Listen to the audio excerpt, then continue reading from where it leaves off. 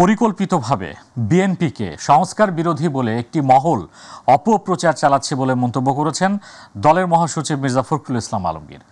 সকালে গুলশানে দলের কেন্দ্রীয় কার্যালয়ে সংবাদ সম্মেলনে তিনি কথা বলেন।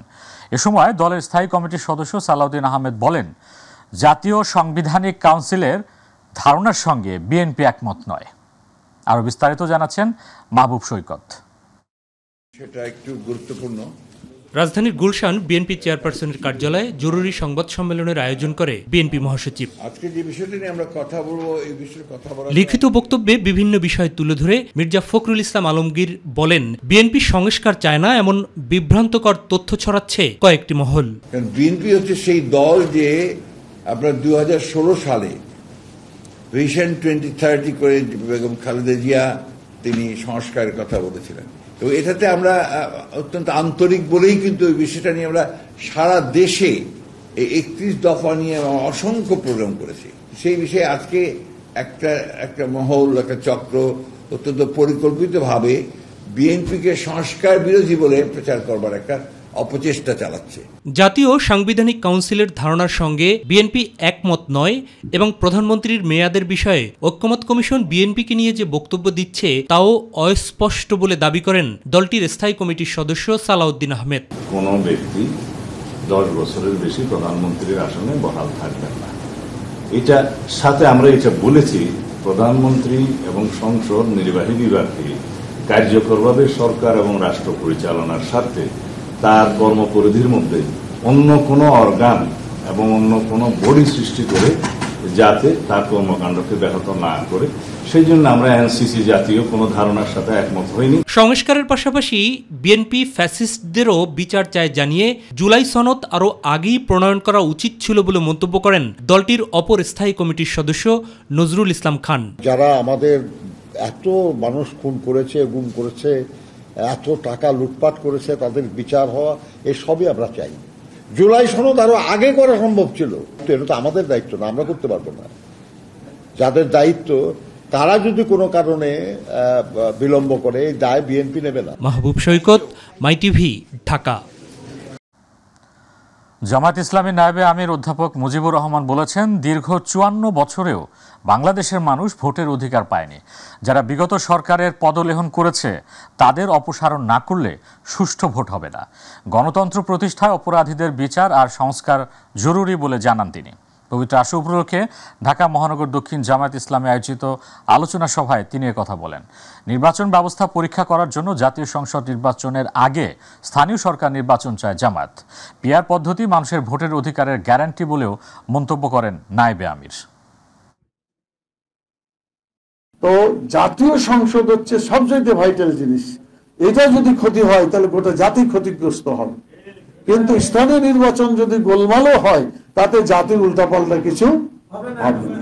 সেজন্য টেস্ট করার জন্য, নির্বাচন ব্যবস্থাকে পরীক্ষা করার জন্য যে তারা কেমন নির্বাচন করবে, সেই জন্য জাতীয় সংসদের আগে অবশ্যই স্থায়ী নির্বাচন হতে হবে। জনগণের ক্ষমতা নিশ্চিত করা গেলে জাতীয় নিরাপত্তা নিশ্চিত হবে বলে মন্তব্য করেছেন বিএনপির মহাসচিব মির্জা ফখরুল ইসলাম আলমগীর। রাজধানীর একটি হোটেলে foundation for strategic and development studies আয়োজিত জাতীয় নিরাপত্তার স্বার্থে জাতীয় ঐক্য অপরিহার্য শীর্ষক সংলাপে কথা বলেন তিনি। এ সময় জামায়াত ইসলামের নায়েবে আমির ডাক্তার আব্দুল্লাহ মোহাম্মদ তাহের বলেন, ফেব্রুয়ারিতে নির্বাচন নিয়ে কোনো আপত্তি নেই। এ সময় বিভিন্ন রাজনৈতিক দলের নেতা, অবসরপ্রাপ্ত সামরিক কর্মকর্তা এবং বিশিষ্টজনরা উপস্থিত ছিলেন। আফজাল হোসেনের রিপোর্ট। রাজধানীর গুলশানের একটি হোটেলে জাতীয় সংলাপের আয়োজন করে foundation for strategic and development studies. আলোচনায় অংশ নিয়ে বিএনপির মহাসচিব মির্জা ফখরুল ইসলাম আলমগীর জনগণের ক্ষমতায়ন এবং সার্বভৌমত্ব নিশ্চিতে সবাইকে একমত হওয়ার আহ্বান জানান। বাংলাদেশের যে জাতীয় নিরাপত্তা, সেই নিরাপত্তাকে রক্ষা করার ব্যাপারে বাংলাদেশের জনগণ ঐক্যবদ্ধ আছে, এই ব্যাপারে আমরা একমত। জনগণের মধ্যে আপনার কিছুটা বিভেদ আছে, বিভাজন আছে, সেটা জনগণের মধ্যে নেই। আমার মনে হয় রাজনৈতিক দলগুলোর মধ্যে তাদের মত ও পথ নিয়ে কিছুটা মত পার্থক্য থাকতেই পারে, যেটাই স্বাভাবিক। আলোচনায় অংশ নিয়ে জামাতে ইসলামীর নায়েবে আমির ডাক্তার আব্দুল্লাহ মোহাম্মদ তাহের বলেন, ফেব্রুয়ারিতে নির্বাচন নিয়ে বাংলাদেশ জামাতে ইসলামীর কোনো আপত্তি নেই। আমাদের প্রতিদ্বন্দ্বী আছে নিজেদের মাঝে, কিন্তু প্রতিপক্ষ এখন আর আমাদের ভিতরে নেই। আমরা বলেছি যে ডিসেম্বর থেকে এপ্রিল, এর মাঝে ফেব্রুয়ারি এখানে কন্টেইনড, সুতরাং এখানে আমাদের কোনো আপত্তি নেই। এ সময় সুশাসনের জন্য নাগরিক সম্পাদক বদিউল আলম মজুমদার বলেন, জাতীয় নিরাপত্তার জন্য রাজনৈতিক স্থিতিশীলতা দরকার। অবশ্যই নির্বাচনের কোনো বিকল্প নেই, কিন্তু একই সাথে আমাদের এই নির্বাচনের সাথে সাথে আমাদের গণতান্ত্রিক উত্তরণের জন্য আমাদের কিছু পদক্ষেপ নেওয়া দরকার। আলোচনায় বিভিন্ন রাজনৈতিক ও অরাজনৈতিক ব্যক্তিত্ব অংশ নেন এবং জাতীয় নিরাপত্তায় নিজ নিজ বক্তব্য তুলে ধরেন। জাতি রাষ্ট্রের ধারণাটা এখন আন্তর্জাতিক পুঁজিতান্ত্রিক ব্যবস্থা এটা কেউ ব্যবহার করে না। কারণ হলো রাষ্ট্র আর আগের মতো রাষ্ট্র নাই। এই রাষ্ট্র এখন নিয়ন্ত্রণ করা IMF কি ওয়ার্ল্ড ব্যাংক কি বিভিন্ন রকম বড় বড় কর্পোরেশন। তো এখানে তো প্রত্যেকটা রাজনৈতিক ভাবনা, চিন্তা, দর্শন থাকবেই। আমরা যদি আসল জায়গায় ঠিক থাকি, যে যার জন্য গত 15 বছর 20 বছর ধরে যুদ্ধ চলেছে, সেটা হচ্ছে বাংলাদেশের মানুষের মালিকানা ফিরিয়ে দেওয়া। ভারত কোশ্চেন রিজলভ করতে হবে পলিটিক্যালি উইথ কনসেনসাস।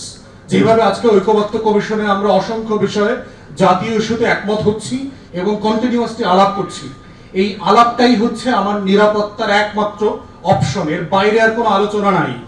বাংলাদেশে জুলাই আগস্ট যে গণ অভ্যুত্থান হয়েছে, সেখানে কিন্তু কোনো রাজনৈতিক দল বা রাজনৈতিক ব্যক্তির আহ্বানে জনগণ নেমে পড়েন নাই, বরং বাংলাদেশের স্বার্থে, দেশ এবং দেশের মানুষের স্বার্থেই জনগণের মধ্যে একটা ঐক্য সাধিত হয়েছে। ফেসিবাদ এবং আধিপত্যবাদকে জনগণ ঘৃণা করে প্রত্যাখ্যান করেছে। আফজাল হোসেন, মাই টিভি, ঢাকা। দেশ গড়তে জুলাই পথসভা অনুষ্ঠিত হয়েছে চাঁপাইনবাবগঞ্জে। বিকেলে নবাবগঞ্জ সরকারি কলেজের সামনে এই পথসভা অনুষ্ঠিত হয়। জাতীয় নাগরিক কমিটি এনসিপির চাঁপাইনবাবগঞ্জের প্রধান সমন্বয়কারী মোহাম্মদ আলাউল হকের সভাপতিত্বে শোভাযাত্রা ও পথসভায় কেন্দ্রীয় কমিটির আহ্বায়ক মোহাম্মদ নাহিদ ইসলাম, সদস্য সচিব আক্তার হোসেন, সিনিয়র যুগ্ম সদস্য সচিব তাসনিম জারা, মুখ্য সমন্বয়ক নাসির উদ্দিন পাটোয়ারি, উত্তরাঞ্চলের মুখ্য সংগঠক সাজিস আলম, দক্ষিণাঞ্চলের মুখ্য সংগঠক হাসনাত আবদুল্লাহ সহ অন্যান্য নেতৃবৃন্দ উপস্থিত ছিলেন। বক্তারা বলেন, ফ্যাসিবাদের পতন হলেও বিভিন্ন এলাকায় এখনও চাঁদাবাজি, সন্ত্রাসী, মাফিয়া সিস্টেম চালু রয়েছে। জুলাই আন্দোলনের পর গত 1 বছরও এইসব সিস্টেমের পরিবর্তন দেখতে পাওয়া যায়নি। তাই শুধু ক্ষমতা বা দলের পরিবর্তন হলেই হবে না, মাফিয়া, দুর্নীতিবাজ সিস্টেমের পরিবর্তন করতে হবে। চাঁপাইনবাবগঞ্জে কর্মসংস্থানের কোনো ব্যবস্থা নেই। এখানে শিক্ষা, চিকিৎসায় এই এলাকার মানুষ দীর্ঘদিন ধরে বৈষম্যের শিকার, অবহেলিত হয়ে রয়েছে। আমরা এই সকল বৈষম্য থেকে দূর হবে বাংলাদেশের সকল জেলা, সেই স্বপ্ন দেখি। শোক আর প্রতিবাদের প্রতীকী স্বরূপ রাজধানীতে অনুষ্ঠিত হয়েছে শিয়া সম্প্রদায়ের সর্ববৃহৎ তাজিয়া মিছিল। বুক চাপড়ে স্মরণ করা হয়েছে কারবালার প্রান্তরে বিশ্বনবী হযরত মুহাম্মদ সাল্লাল্লাহু আলাইহি ওয়াসাল্লামের শহীদ দৌহিত্র ইমাম হুসাইনের আত্মত্যাগকে। পাশাপাশি ফিলিস্তিন সহ মুসলমানদের উপর সকল নির্যাতনের প্রতিবাদও জানানো হয় শোক মিছিল থেকে। এসএম আরিফের রিপোর্ট। কারবালার প্রান্তরে শহীদ ইমাম হোসাইনের আত্মত্যাগ স্মরণে হোসাইনি দালান ইমামবাড়ায় 10 মহরম সকাল থেকেই জড়ো হতে শুরু করে শিয়া সম্প্রদায়ের মানুষ। শোক মিছিলকে সামনে রেখে পরনে ছিল কালো পাঞ্জাবি, কারো হাতে লাল, সবুজ কিংবা কালো নিশান। ইমাম হুসাইন আলাইহিস সালামের আদর্শকে যদি আমরা শিখতে পারি, ধারণ করতে পারি, আমরা সঠিক মুসলমান, সঠিক মুমিন হতে পারবো। কি তোমরা ন্যায়ের পথে থাকবা, অন্যায়ের প্রতিবাদ যতদিন পর্যন্ত জীবিত আছো ততদিন পর্যন্ত করতে থাকবা। যেরকম আমরা ওখানে প্রতিবাদ ইমাম হুসেন 1400 বছর আগে করে দিয়ে গেছেন, ঠিক আমরা কিন্তু এখন ওই প্রতিবাদটা করছি। এদিন ইমামবাড়ায় কেউ কেউ আসেন মানতের অনুভূতি নিয়ে। আমার বাচ্চার একটা মানতি ছিল, এই জন্য আমরা এখানে আসি বা তাদের উসিলায় আমরা শোক প্রকাশ করি। আল্লাহর কাছে কত নিয়ত করে আইছে, আল্লাহ নিয়ত আল্লাহ হাসিলত করে, আল্লাহ বাসার বাচ্চা থাকলে আবার এই হাসিলত নিয়ে পূর্ণ করতে পারি। বেলা 10টার দিকে হোসাইনি দালান থেকে শুরু হয় ঐতিহাসিক তাজিয়া মিছিল। পুরান ঢাকার বিভিন্ন গলি থেকে মিছিলে যোগ দেন অনুসারীরা। খালি পায়ে হাই হোসাইন মাতমে এগিয়ে চলে মিছিল। হাতে বিভিন্ন রঙের নিশান, আলিম, ছিল দুলদুল ঘোড়া। ইমাম হুসাইনকে সালাম, 72 কারবালা শহীদকে সালাম, যে যারা ইসলামের জন্য শহীদ হয়েছে, যারা ইসলামের জন্য জীবন দিয়েছে, এবং আমরা পুনরায় আজকে ইসলাম পেয়েছি। এই তীরের সাথে কলিজা ছিঁড়া আলী আসগরের কলিজা ছিঁড়া বাইরে হইতেছে। এই কারণে আজকে আমরা খালি পায়ে এই যে তার বিরুদ্ধে প্রতিবাদ জানাইতেছি। পায়ে কাটা ভিতরে যদি ঝরে আমার রক্ত, তবু হুসাইনের পথে চলবে সবাই হুসাইনের ভক্ত। শোক মিছিলের মাধ্যমে সব যুগের মানুষকে কারবালার নির্মম ঘটনা সম্পর্কে অবহিত করা হয়। পাশাপাশি এবার ফিলিস্তিন সহ বিভিন্ন দেশে মুসলমানদের উপর নির্যাতনের প্রতিবাদও করা হয়েছে এর মাধ্যমে। যেভাবে ইসরায়েল বা আমেরিকা তাদের বিরুদ্ধে যে অবস্থানটা নিয়েছে সেটার প্রতিবাদ করা, যার অবস্থান যেভাবে সহযোগিতা করতে পারে গাজাবাসীকে, সেটাই আজকের দিনে ইমাম হুসেন মেসেজটাকে যদি আমরা উপলব্ধি করি সেটাই আমরা খুঁজে পাবো। তাজিয়া মিছিলটি বিভিন্ন সড়ক প্রদক্ষিণ করে ধানমন্ডিতে গিয়ে শেষ হয়। এস.এম. আরিফ, মাইটিভি, ঢাকা। পবিত্র আশুরা ঐতিহাসিক নানা ঘটনার জন্য মুসলমানদের কাছে এ দিনটি অত্যন্ত গুরুত্বপূর্ণ। মহিমান্বিত দিনটি ঘিরে 2 দিন রোজা রাখা সহ নফল ইবাদত বন্দেগীর জন্য রয়েছে বিশেষ সওয়াব। ইউসুফ আলীর বিশেষ রিপোর্ট। আরবি হিজরির মুহররম মাসের 10 তারিখ আশুরার দিন হিসেবে পরিচিত। ইসলামের ইতিহাস থেকে জানা যায় এই দিনটিতে অসংখ্য নবী ও পয়গাম্বরদের জীবনে স্মরণীয় অনেক ঘটনা ঘটেছে। সবশেষ হজরত মুহাম্মদ সাল্লাল্লাহু আলাইহি ওয়াসাল্লামের দৌহিত্র হজরত ইমাম হোসেন শাহাদাত বরণ করেন। হজরত ইমাম হুসাইন আলাইহিস সালাতু ওয়াস সালামের শাহাদাতকে কেন্দ্র করে যারা শিয়া ধর্মাবলম্বী যারা যে ভাই বোনেরা আছেন তারা মাতম করেন, তারা নিজের শরীরকে রক্তাক্ত করেন। মূলত আশুরা শুধু হুসাইন আলাইহিস সালাতু ওয়াস সালামের এই শাহাদাতের জন্যই এটা সম্মানিত না, বরং এই মাসটা অনেকগুলো ঘটনা আছে। মুসা আলাইহিস সালাতু ওয়াস সালাম ফেরাউনের কবল থেকে মুক্তি পেয়েছেন, ইউনুস আলাইহিস সালাতু ওয়াস সালাম মাছ থেকে মুক্তি পেয়েছেন, হযরত ইব্রাহিম আলাইহিস সালাতু ওয়াস সালাম অগ্নিকুণ্ড থেকে মুক্তি পেয়েছেন। অনেকগুলো বিষয় এই আশুরার সাথে সম্পর্কিত। নানা ঘটনার জন্য এই দিনটি মুসলমানদের কাছে অন্যতম পবিত্র দিন হিসেবে পরিচিত। তাই বিশেষ ইবাদত বন্দেগীর মধ্য দিয়ে দিনটি অতিবাহিত করেন অসংখ্য ধর্মপ্রাণ মুসলমান। রাসূল সাল্লাল্লাহু আলাইহি ওয়াসাল্লাম বলেছেন, রমজানের পরে যদি কোনো রোজার মর্যাদা থাকে, মর্যাদাপূর্ণ রোজা থাকে, উত্তম রোজা থাকে, সেটা হচ্ছে মুহররম মাসের 10 তারিখের রোজা। রাসূল সাল্লাল্লাহু আলাইহি ওয়াসাল্লাম সাহাবাদের কোন সুমু ইয়াওম আশুরা, তোমরাও 10 তারিখে রোজা রাখো, তবে তারা যেমন একটা রাখে তোমরা একটা রাখবা না, তোমরা কাফের মুশরিকদের অনুসরণ করবা না, তোমরা হয় 2টা রাখবা, একদিন আশুরা তার পরের দিন, অথবা আগের 9 তারিখ এবং 10 তারিখ, অর্থাৎ একরকম যেন না হয়। আশুরার দিনে ইবাদতবন্দি করলে বিশেষ সওয়াব রয়েছে বলেও জানান এ উলামায়ে কেরাম। মুহররম মাসের রোজার ফজিলত হচ্ছে কেউ যদি রোজা রাখে তো আল্লাহ রাসূল বলেছেন তার 1 বছরের গুনাহের কাফফারা হয়ে যায়। ইউসুফ আলী, মাইটিভি, ঢাকা। ইমাম হুসাইন রাদিয়াল্লাহু এর বাহিনী ছিল গণতন্ত্রের পক্ষের শক্তি। তারা যে ধারাবাহিকতায় খলিফা নির্বাচিত হতেন সেটা একেবারেই গণতান্ত্রিকভাবে নির্বাচিত হতো, আর ইয়াজিদের বাহিনী সেই গণতন্ত্রকে পুরোপুরি ধ্বংস করে দেয়। বিএনপির কেন্দ্রীয় কার্যালয় পবিত্র আশুরা উপলক্ষে আয়োজিত আলোচনা সভা ও দোয়া অনুষ্ঠানে এসব কথা বলেন বিএনপির সিনিয়র যুগ্ম মহাসচিব রুহুল কবির রিজভী। এ সময় জামায়াত ইসলামীর প্রসঙ্গ টেনে তিনি বলেন, একদিকে নির্বাচন পেছানোর কথা বলছে, আবার অন্যদিকে প্রার্থীদের মনোনয়ন দিচ্ছে। এটা হচ্ছে দ্বিচারিতা। ইমাম বাহিনী হচ্ছে গণতন্ত্রের পক্ষের শক্তি। তারা যে ধারাবাহিকতায় খলিফা নির্বাচিত হতো, খোলাফায়ে রাশেদিন, সেটা একেবারে গণতান্ত্রিকভাবে নির্বাচিত হতো। এদিকে বলছেন পেছাতে হবে, আবার কোথাও কোথাও আপনারা নমিনেশন দিচ্ছেন, বলে আসছেন এই আমাদের প্রার্থী। এটা হচ্ছে দ্বিচারিতা, ডাবল স্ট্যান্ডার্ড। মুসলিম বিশ্বে সহায়তার জন্য আরও বেশি করে সামাজিক ব্যবসা কার্যক্রমে যোগ দিতে ইসলামী এনজিওগুলোর প্রতি আহ্বান জানিয়েছেন অন্তর্বর্তী সরকারের প্রধান উপদেষ্টা ডক্টর মোহাম্মদ ইউনূস। রোববার রাষ্ট্রীয় অতিথি ভবন যমুনায় বিভিন্ন মুসলিম দেশের এনজিও নেতাদের সঙ্গে এক বৈঠকে তিনি এই আহ্বান জানান। ডক্টর ইউনূস বলেন, বিশ্বের নারীদের ও স্বাস্থ্যসেবার উপর গুরুত্ব দেওয়া হয়। গরিব মানুষেরা স্বাস্থ্যসেবা সংক্রান্ত সমস্যার মুখোমুখি হন। প্রধান উপদেষ্টা বলেন, এই সহায়তা কার্যক্রম পরিচালনার একটি ভালো উপায় হচ্ছে সামাজিক ব্যবসা। এ সময় ডক্টর ইউনূস আরও জানান, তিনি সামাজিক ব্যবসায় আসার জন্য এবং উদ্যোক্তা হওয়ার জন্য বিশ্বজুড়ে তরুণদের উৎসাহিত করেন। মাদ্রাসা শিক্ষার প্রধান লক্ষ্য ও উদ্দেশ্য হল ধর্মীয় শিক্ষার মাধ্যমে একটি সুশৃঙ্খল জীবন গঠন এবং সেই সাথে আধুনিক জ্ঞান বিজ্ঞানে পারদর্শী করে একটি আদর্শ মানুষ হিসেবে গড়ে তোলা। দেশে মাদ্রাসা শিক্ষা ব্যবস্থায় রয়েছে বহুবিধ প্রতিষ্ঠান। পরিবর্তিত পরিস্থিতিতে ধর্মীয় শিক্ষা বাধ্যতামূলক করার পাশাপাশি আধুনিক শিক্ষায় জোর দেওয়া উচিত বলে মনে করছেন শিক্ষাবিদরা। ইলিয়াস কমলের রিপোর্ট।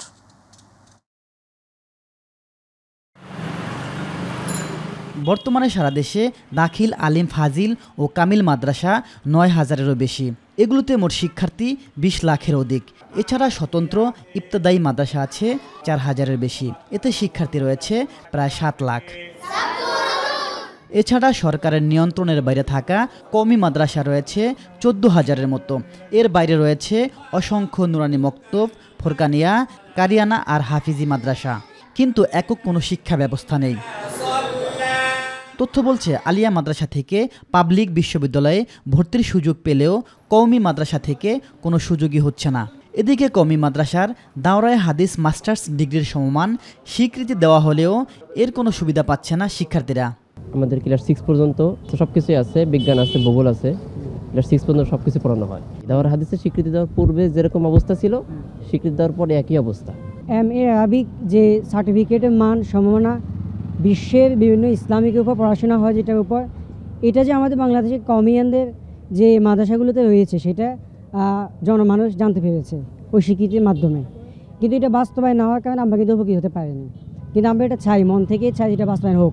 মুসলিম সংখ্যাগরিষ্ঠ কিছু দেশে মাদ্রাসাগুলোতে ইসলামী মূল্যবোধের শিক্ষার পাশাপাশি আধুনিক প্রযুক্তি এবং বিজ্ঞান শিক্ষার উপর ব্যাপক গুরুত্ব দেওয়া হয়, যা শিক্ষার্থীদের ভবিষ্যতের জন্য প্রস্তুত হতে সাহায্য করে।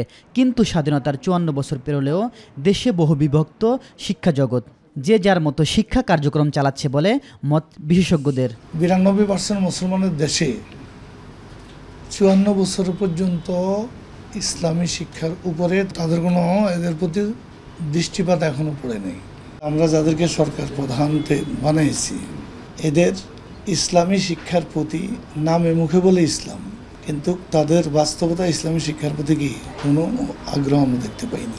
বিগত সরকারের সময় দেশের শিক্ষা ব্যবস্থাকে ধ্বংস করা হয়েছে মন্তব্য করে পরিবর্তিত পরিস্থিতিতে ধর্মীয় শিক্ষা বাধ্যতামূলক করার পাশাপাশি আধুনিক শিক্ষার সমন্বয় করা উচিত বলছেন শিক্ষাবিদরা। সমন্বিত একক ধারার শিক্ষা ব্যবস্থা প্রচলন সম্ভব না হলেও অন্তত যেন প্রত্যেকের মধ্যে বেসিক কিছু বিষয়ে মিল থাকে। যে ধর্মেরই হোক না কেন তার ধর্মীয় শিক্ষা তার জন্য বাধ্যতামূলক থাকা উচিত। সেই সাথে সাথে বৈষয়িক যত জ্ঞান বিজ্ঞানের শাখা প্রশাখা আসে সেগুলো গ্রহণ করতে কোনো সমস্যা নেই। প্রত্যেক ব্যক্তি একই সাথে ধর্মভীরু হবে, সৎ হবে, দেশপ্রেমিক হবে এবং বৈষয়িক জ্ঞানের ক্ষেত্রেও সে দক্ষ হবে এবং সে দক্ষ নাগরিক হিসেবে গড়ে উঠবে। ইলিয়াস মাতবর, মাই টিভি, ঢাকা। মালয়েশিয়া আটককৃতদের মধ্যে ৩ জনের ভিসার মেয়াদ শেষ হওয়ায় তাদের বাংলাদেশে ফেরত পাঠানো হয়েছে। তারা কোনো জঙ্গি নয়। বাংলাদেশের জঙ্গির কোনো অস্তিত্ব নেই। সকালে হযরত শাহজালাল আন্তর্জাতিক বিমানবন্দরের রপ্তানি কার্গো ভিলেজ পরিদর্শন শেষে এসব কথা বলেন স্বরাষ্ট্র উপদেষ্টা অবসরপ্রাপ্ত লেফটেন্যান্ট জেনারেল জাহাঙ্গীর আলম চৌধুরী। এ সময় 3rd টার্মিনালের রপ্তানি ভিলেজে নতুন করে কোল্ড স্টোরেজ বাড়ানোর কথা জানান তিনি। পরে উপদেষ্টা উত্তরা পূর্ব থানা ও ইন্ডাস্ট্রিয়াল পুলিশ হেডকোয়ার্টার পরিদর্শন করেন। এরা কোনো জঙ্গি নাই। আপনি ওইটার ব্যাপারে একটা কিন্তু প্রেস রিলিজও দিয়ে দিছে মনে হয় পররাষ্ট্র মন্ত্রণালয়। ওখান থেকে 3 জন যারা আসছে তাদের মেইনলি ছিল যে তাদের যে কি বলে ওই ভিসার যে মেয়াদ উত্তীর্ণ হয়ে গিয়েছে। ওদের পুলিশের চিফ যেটা বলছে ওই 5 জনদের আসা হয় নাই, তাদের সাথে আমাকে সরকারি লেভেলে যোগাযোগের চেষ্টা করা হইতেছে। আমরা ইনভেস্টিগেশন করে দেখব। বাংলাদেশে জঙ্গিবাদের কোনো অবস্থান নাই, এখানে কোনো ধরনের জঙ্গিবাদ নাই।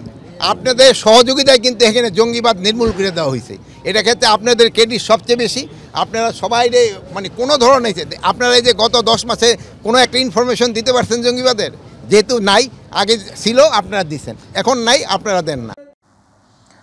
মাই টিভির প্রতিষ্ঠাতা চেয়ারম্যান মরহুমা উমেদা বেগমের 18তম মৃত্যুবার্ষিকী আজ। দিনটি উপলক্ষে সকালে মাই টিভি ভবনে কোরআন খতম এবং বাদ আসর মিলাদ মাহফিল ও দোয়ার আয়োজন করা হয়।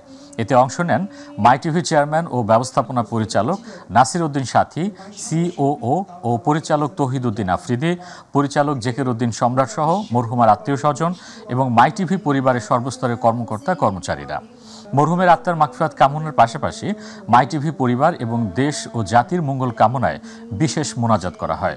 এ সময় মাইটিভির চেয়ারম্যান ও ব্যবস্থাপনা পরিচালক নাসির উদ্দিন সাথী বলেন, একটি সুষ্ঠু ধারার গণমাধ্যম হিসেবে দেশকে এগিয়ে নিতে সরকারের পাশে থেকে সব সময় কাজ করে যাবে মাইটিভি। মাকে মহাশক্তি উল্লেখ করে এই শক্তিকে সাথী নিয়ে সামনের দিকে এগিয়ে যাওয়ার দৃঢ় প্রত্যয় ব্যক্ত করেন মাইটিভি চেয়ারম্যান ও ব্যবস্থাপনা পরিচালক।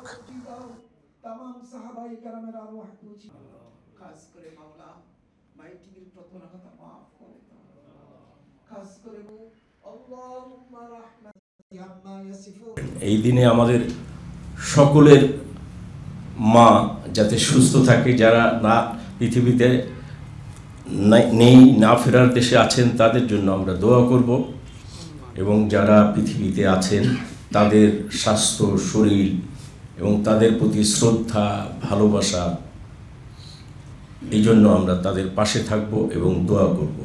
আমি ধন্য, আমি খুব নগণ্য, তারপর আপনাদের মতো সবাইকে আমি পাশে পেয়ে এবং আমার পর্দার সামনে যারা আছেন সবাইকে আমি কাছে পেয়ে আমি অনেক কৃতজ্ঞ আল্লাহ পাকের কাছে।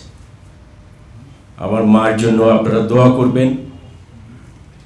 আমি মনে করি যে মা কোনোদিন মরে যায় না বা চলে যায় না, সে না ফেরার দেশে থাকেন এবং প্রত্যেকটি সন্তান সে তার মাকে ভিতরে লালন করেন, কারণ মা শক্তি এমন এক শক্তি যে শক্তি দিয়ে আমরা সামনের পথগুলো চলব।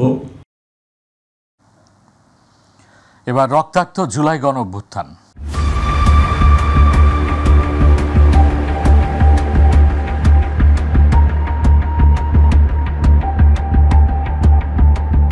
কোটা সংস্কার দাবির আন্দোলন থেকে শুরু, কিন্তু মাত্র এক মাসেই তার রূপ নেয় ইতিহাসের কালজয়ী ছাত্র গণ অভ্যুত্থানে।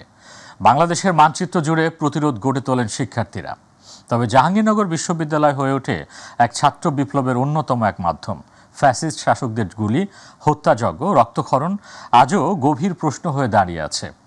প্রতিনিধি মোহাম্মদ আনোয়ার হোসেনের বিশেষ রিপোর্ট জানাচ্ছেন আতিকুর রহমান তিতাস।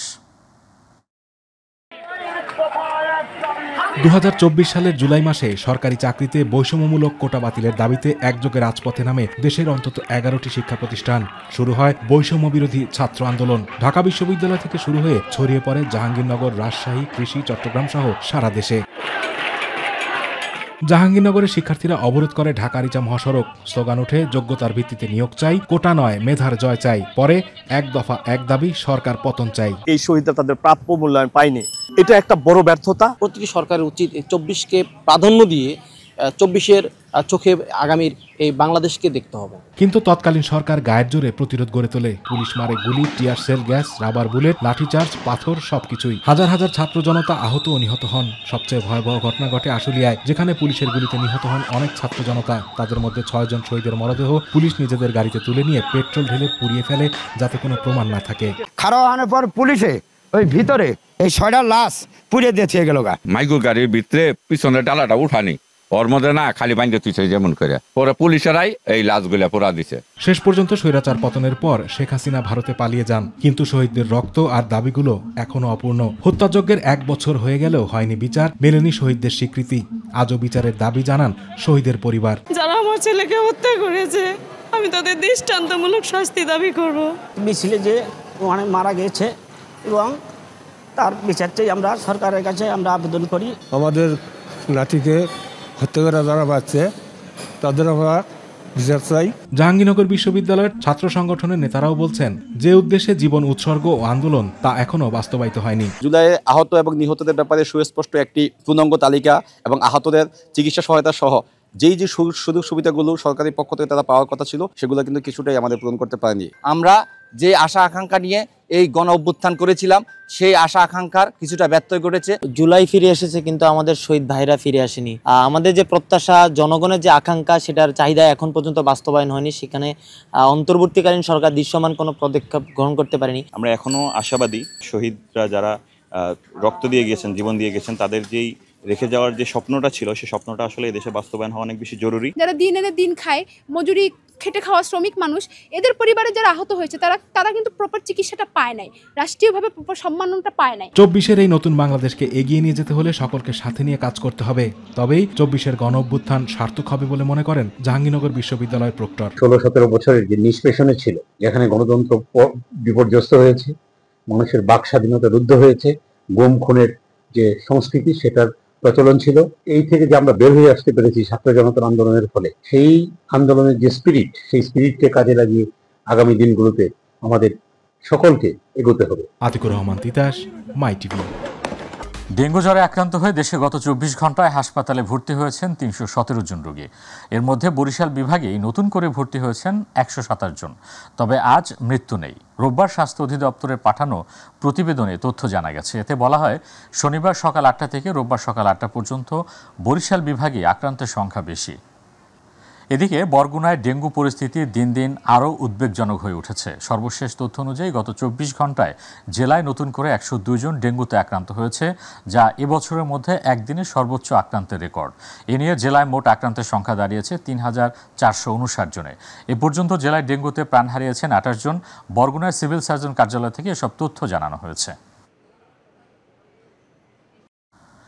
শনিবার সকাল 8টা থেকে রোববার সকাল 8টা পর্যন্ত একদিনে নতুন করে 3 জনের দেহে করোনা ভাইরাস পাওয়া গেছে। এ নিয়ে এবছর এখন পর্যন্ত মোট 632 জন করোনায় আক্রান্ত হয়েছেন। গত 24 ঘন্টায় শনাক্তের হার 1.34%। তবে গত একদিনে নতুন করে কারো মৃত্যুর খবর পাওয়া যায়নি। রোববার স্বাস্থ্য অধিদপ্তর থেকে পাঠানো করোনা বিষয়ক নিয়মিত সংবাদ বিজ্ঞপ্তিতে এসব তথ্য জানানো হয়েছে। বিজ্ঞপ্তিতে বলা হয়, গত 24 ঘন্টায় সারা দেশে 224 জনের নমুনা পরীক্ষা করা হয়। এর মধ্যে 3 জনের শরীরে করোনা ভাইরাস শনাক্ত হয়েছে।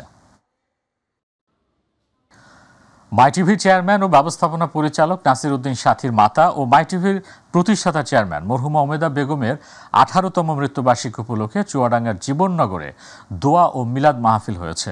চুয়াডাঙ্গার জীবননগরে সাথী অটো রাইস মিলের ব্যবস্থাপনা পরিচালক ও মাইটিভির বিশেষ প্রতিনিধি এসকে লিটনের আয়োজনে সাথী অটো রাইস মিলে এই দোয়া মাহফিল অনুষ্ঠিত হয়। এ সময় মাইটিভির চুয়াডাঙ্গা প্রতিনিধি মিঠন মাহমুদ, মাইটিভির মেহেরপুর প্রতিনিধি মাহবুব হোসেন, মাইটিভির মহেশপুর উপজেলা প্রতিনিধি সরার হোসেন সহ সাথী অটো রাইস মিলের বিভিন্ন বিভাগের কর্মকর্তা কর্মচারীগণ উপস্থিত ছিলেন। মরহুমার দোয়া পরিচালনা করেন মাওলানা মাহবুবুর রহমান গওহরী। যাব প্রবাসের সংবাদে।